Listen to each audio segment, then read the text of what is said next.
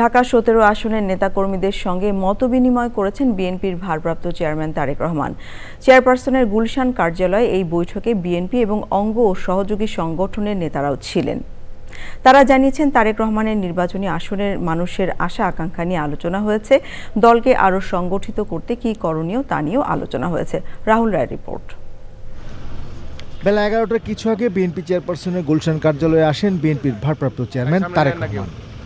১২ ফেব্রুয়ারি ত্রয়োদশ জাতীয় সংসদ নির্বাচনে বগুড়া ৬ ও ঢাকা ১৭ আসনে নির্বাচনে দলের প্রার্থী তারেক রহমান সকালে ঢাকা ১৭ আসনের নেতাকর্মীদের সঙ্গে মতবিনিময় করেন। এ সময় বিএনপি এবং যুবদল ও ছাত্রদলের নেতারাও ছিলেন বৈঠকে।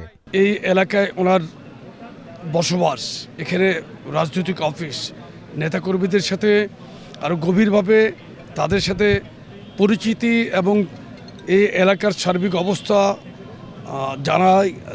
জানার জন্যই আজকের এই মতবিনিময় সভা বা আলোচনা সভার মতো। সামনে যেহেতু নির্বাচনের প্রসঙ্গ তো আসবেই, কিন্তু এটা মূলত সাংগঠনিক একটা মতবিনিময় সভা ছিল। এখানে যেহেতু আমাদের দলের ভারপ্রাপ্ত চেয়ারম্যান নিজেই নির্বাচন করছেন ঢাকা ১৭ আসন থেকে, তো একজন প্রার্থী হিসাবে তিনি একই সাথে উনি দলের চেয়ারম্যান, আবার একই সাথে উনি কিন্তু এই আসনের প্রার্থীও।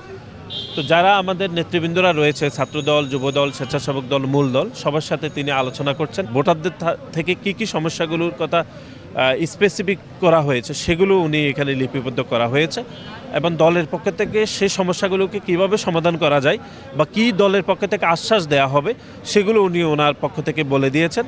সাবেক প্রধানমন্ত্রী বেগম খালেদা জিয়ার প্রতি শ্রদ্ধা জানাতে দলের কার্যালয়ের শোক বইয়ে সই করেছেন সঙ্গীত শিল্পী ও বিসিবি পরিচালক আসিফ আকবর। লিডার যাওয়ার সময় আমাকে কুশল বিনিময় করলেন, জিজ্ঞেস করলেন কেমন আছি, আমি বললাম ভালো আছি। এই নতুন প্রজন্মের রাজনীতি শুরু হয়েছে বিএনপিতে। বিএনপি যদি মনে করে যে আমাকে তাদের কাজে লাগবে, ডাকবে, আমি তো সবসময় দলের জন্য নিবেদিত প্রাণ আছি, সমর্থক। কিন্তু পদ পদবি বা দলের কাছ থেকে কিছু চাওয়া পাওয়ার নাই আমার। বুধবারও ঢাকা ১৭ আসনের নেতাকর্মীদের সঙ্গে মতবিনিময় করবেন বিএনপির ভারপ্রাপ্ত chairman Tarek Rahman. Rahul Roy, channel i, Dhaka.